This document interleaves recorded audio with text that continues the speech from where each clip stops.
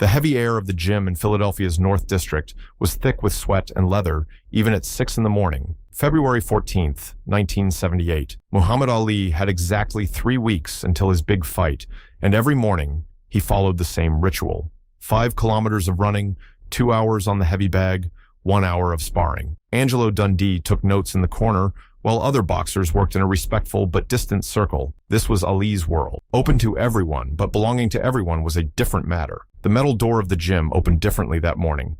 Nobody turned their head at first. Doors always opened like that. But then came a silence. Short, sharp, noticeable silence. Training stopped. Fists suspended mid-punch on heavy bags. Rope jumpers slowed. In the doorway, a black training bag over her shoulder, hair pulled back in a bun, stood a 23-year-old woman, Sarah Collins. Medium height, slim but strong build, raised in Kensington, one of Philadelphia's poorest neighborhoods, grown up fighting with her brothers, developed technique, sparring with street boxers, spent 3 years trying to get a professional license, and each time rejected with the stamp, not suitable for women. But nobody knew any of this yet. What they saw was simply someone who had come to the wrong place. Ali stopped hitting his bag, draped a towel over his neck, and looked at Sarah. "Are you looking for someone?" he asked. Sarah walked straight forward, put her bag down on a bench near the ring, looked directly into Ali's eyes, neither shy nor challenging, just clear. "I'm looking for you," she said.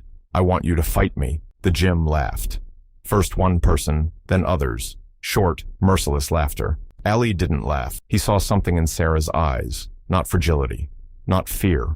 Quite the opposite. A hardness brought by years. "Why?" Ali asked. "Because you say everyone is equal," said Sarah, her voice calm but every word precisely placed. "In every interview, every speech, you say a person is a person, but you're afraid to fight a woman." The gym laughed again, but less this time, because everyone knew this woman had just challenged Muhammad Ali. Ali took one step forward. "I'm not afraid of you." "Then prove it." Angelo Dundee jumped in, hands raised. "Champ, we came here to train. Big fight is 3 weeks away. Angelo." Ali raised his hand, then turned to Sarah. "Do you know how to box?" "I've been trying to get a license for 3 years, said Sarah. "They reject me every time. They say, not suitable for women, but nobody puts me in the ring and tests me. You test me. If I'm wrong, I'll understand." Ali looked at Sarah for a long time, then turned to Angelo. Angelo shook his head back and forth, meaning, "No, champ." Ali smiled. That famous wide smile that lit up every room. "Put your gloves on," Ali said to Sarah.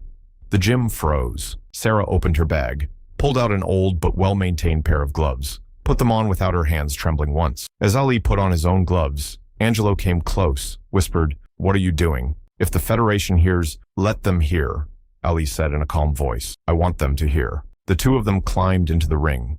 Sarah first, Ali after. No referee, no rules, just 2 boxers and the distance between them. When the first round began, Ali danced, that famous Ali shuffle. His feet seemed to whisper against the canvas. He circled around Sarah, threw a light jab, smiled. "Ready, young lady?" Sarah got angry. That's exactly what he wanted from that question. She threw a left jab. Ali easily deflected. Right hook. Ali stepped back. Sarah came faster, tried a combination. Ali danced away. Nothing was landing. "Faster," Ali said. "More decisive." Sarah stopped, took a breath, closed her eyes 1 second. When she opened them again, she was different. The anger was gone. In its place was something Ali had seen in the ring for years. Concentration. Entering the second round, Sarah had changed. She wasn't attacking anymore. She was waiting. Ali was surprised. A small surprise, but noticeable. He danced, threw a jab. Sarah deflected. Another jab, another deflection. Ali sped up, tried a combination. And then it happened. Sarah passed Ali's right hook with a low parry and landed her left jab perfectly on Ali's chin. It wasn't hard. It wasn't a knockout punch, but it was clean. It was precise. A punch thrown with perfect technique, perfectly timed. Ali's head went slightly back. The gym went silent. Completely. Deep, heavy silence. Ali stopped, brought his glove to his chin, touched it, then looked at Sarah. This time, it was a different look. No dancing, no jokes, no great champion posturing. Just 2 boxers looking at each other. "Good," Ali said quietly, and that single word swept away the laughter that had been hanging in the gym's air. Entering the third round, nobody was talking anymore. They were watching, because what they were seeing was something they hadn't expected. Muhammad Ali was truly fighting, not playing games, showing respect to Sarah Collins, and Sarah felt this in every movement, every deflection. She felt how Ali was treating her. No more condescension. Just two boxers, testing each other. They danced through the round. Ali landed a few jabs. Sarah tried some good combinations. Neither was cornered. Neither went down. When the bell rang, both were standing exactly in the center. Angelo shouted, "Stop!" The two separated. The gym began to applaud. First one person, then others. Slow, surprised, genuine applause. Ali removed his gloves, turned to Sarah. "What's your name?" "Sarah Collins." "From Philadelphia?" "From Kensington." Ali nodded. "How long have you been boxing?" 7 years. "Who taught you?" Sarah smiled slightly. "My brothers. I didn't have to win. I just had to stay standing." Ali wasn't expecting this answer. A long silence followed. Then he turned to Angelo. "Add this woman to the training program." Angelo's eyes widened. "Champ, Angelo, add her." The other boxers looked at each other. Nobody objected, because Muhammad Ali had said, "Add her." And in Ali's gym, Ali's word was law. But the problem came 3 days later. An official from the Pennsylvania Boxing Federation came to the gym. He had 2 associates with him and official documents in his hand. "Mr. Ali," he said in a cold voice, "we heard you added a woman to your training program. This violates Federation rules. Your license is at risk." Ali listened to the official, then asked, "Why does it violate rules?" "Because women are not suitable for professional boxing." "Who decided that?" "The Federation." "The Federation?" Ali leaned forward, his voice lowered, but every word sharp as a knife. "In 1964, they took my passport. In 1967, they took my license. Each time they said rules, and each time I got it back. Now what are you saying? Sarah Collins can't box because she's a woman? Well, why couldn't I box? Because I was black? Because I didn't go to Vietnam?" The official didn't answer. "Leave," said Ali, "and tell the Federation. In Muhammad Ali's gym, everyone can learn boxing. If you want to stop this, come yourself." The official left, but the threat was real. Angelo spoke with Ali that night. "Champ, the big fight is 3 weeks away. You can't fight with the Federation right now." Ali thought for a long time, then said, "Angelo, I lost the World Heavyweight Championship in 1967. Do you know why?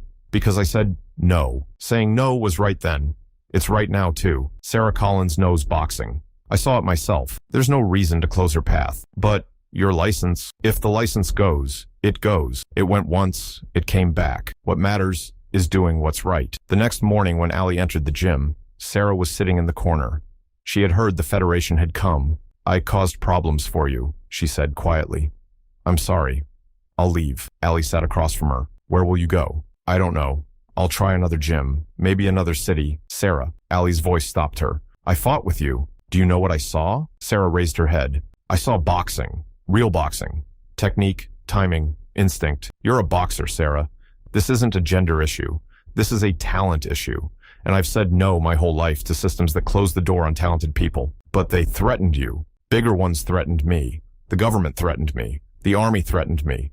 I'm still here." Ali stood up. "You'll be here too.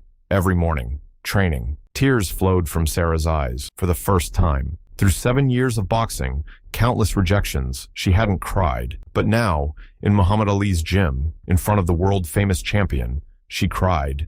Because for the first time in her life, someone said, "You're a boxer," and truly meant it. Sarah Collins didn't get her license in 1978. The Federation barrier couldn't be overcome. Ali's license was threatened, and in the end, a step back was taken before the big fight.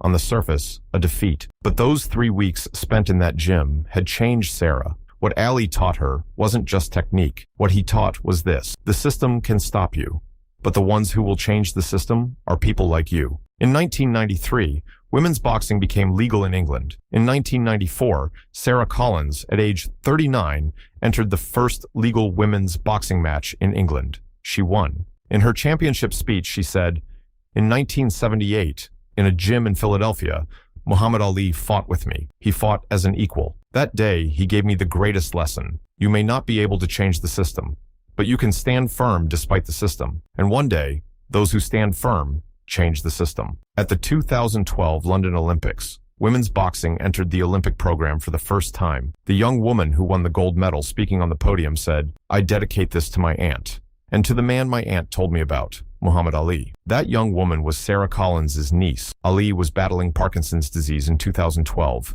He couldn't watch the Olympic ceremony, but Sarah sent him a video, footage of her niece putting the gold medal around her neck. Ali watched that video many times. Each time he said the same thing: "That's it.